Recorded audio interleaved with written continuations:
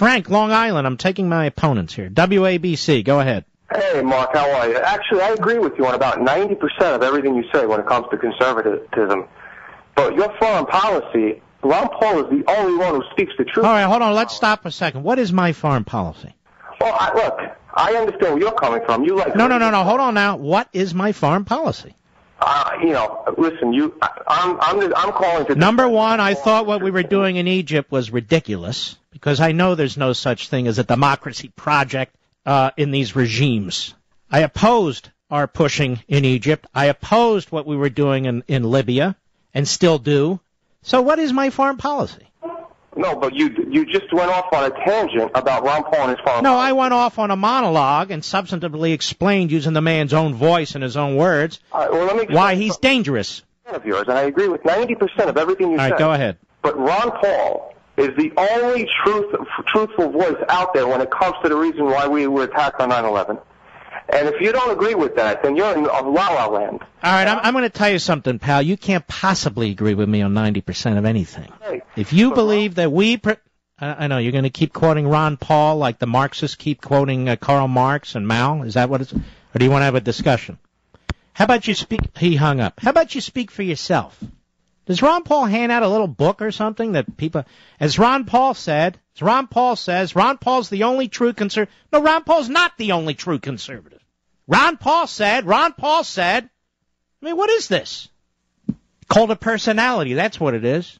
Sabrina, Portland, the great KUFO, go. Hi, Mark. Thank you for taking my call, and I agree with you 100% about Ron Paul. His foreign policy scares me. I'd never vote for him.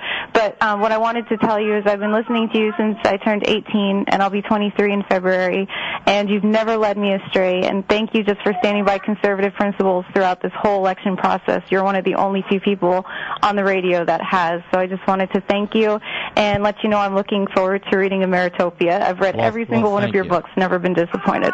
Well, thank you. As you know, I'm a neocon and a warmonger and an imperialist and not a true conservative. And I stand by you.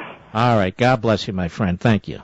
That's the kind of intelligence I get back from Ron Paul's lieutenants. That kind of stuff. No. I don't support every battle that we're in, but once we're in the battle, I certainly support it because those are our troops, and I want them to win over the enemy.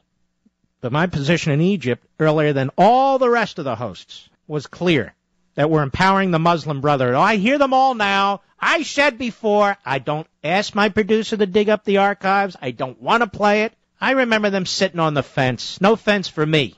Libya, I said, what the hell are we doing in Libya? If we want to kill Gaddafi, because we owe him one, because he killed American citizens, that I get. But don't give me this democracy project crap. Anyway, let's take some more calls, shall we? Let us go to Ryan, Fort Worth, Texas, the great WBAP. Go.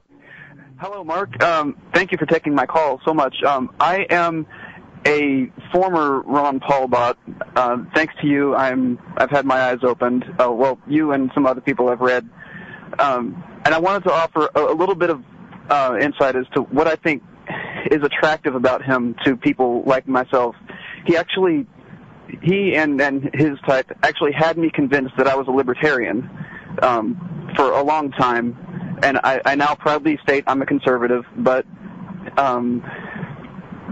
he attracts the kind of person that it's so sad because these people, I want to say they have some real virtue because they see evil going on. They see bad things happening, people engaged in graft and bullying and unfair play, and they want to just destroy it. They want to take it all down. And Ron Paul's idea is to just, he sees the artificial inflation, all of this stuff. I don't know how to...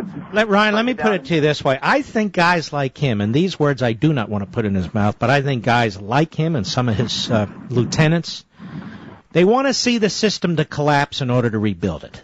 That's okay? Right, exactly. There are those of us who do not want to see the system collapse, and we want to rebuild it from within. In other words, we are constitutionalists. We may be libertarian on some issues, whatever that means, conservative on other issues, but we do our best to show fealty to the Constitution.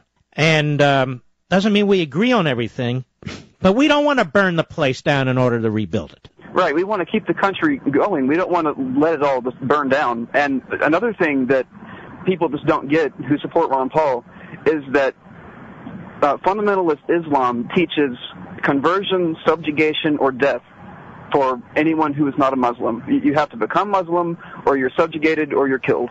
And that's the way it works with them. There's no in-between. Well, with the fundamentalists and the jihadis, I mean, why do I have to, and why do you, Ryan, have to educate a man who wants to be president of the United States to these facts, these unequivocal facts? Absolutely should not have to, and that's why I will not be voting for him, and I'll be telling all my friends, anyone who supports him, that these are the facts, and I'll be doing my best. But here's the problem. We got 7, 8, 9 people running, and, a guy can get 10, 12, 14% of the vote. Next thing you know, he's number 3, number 2 in Iowa. I'm not going to do this the whole show, but somebody's got to do a throwdown here, and it'll be me. On September 14, 2001, the House of Representatives voted on H.J. Resolution 64, the bill title to authorize the use of United States Armed Forces against those responsible for the recent attacks launched against the United States. Now, presumably that would include Afghanistan, Al-Qaeda, the Taliban. Ron Paul voted for that resolution. I said he voted for it. Then on March 10th, 2010, he goes on to the House floor. He said that resolution was an illegal transfer of power to the president. Now, maybe I'm not sharp enough to figure this out. So he voted for an illegal transfer of power to the president? Oh, I'm sure he'll be twisting it and spinning it, and, I didn't mean that, I meant this. Anyway, I thought you'd want to know. And I believe our war effort deserves a lot better than this guy. He was way out there. Oh, I like his domestic policy. Yeah, I do. There's a lot about his domestic policy, but that's not an excuse to ignore his foreign policy. And let me suggest this, we conservatives, we Tea Party activists. What are we going to run on? Legalize drugs, legalize prostitution, and cut the defense budget by 50%? Is that our agenda? I don't think so.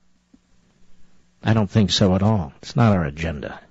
It's not to say you don't support certain aspects of these different things. That's not my point. My point is he's not a conservative. He's not a constitutional conservative. That's my point. He has a lot of good proposals when it comes to cutting spending. So do a lot of people.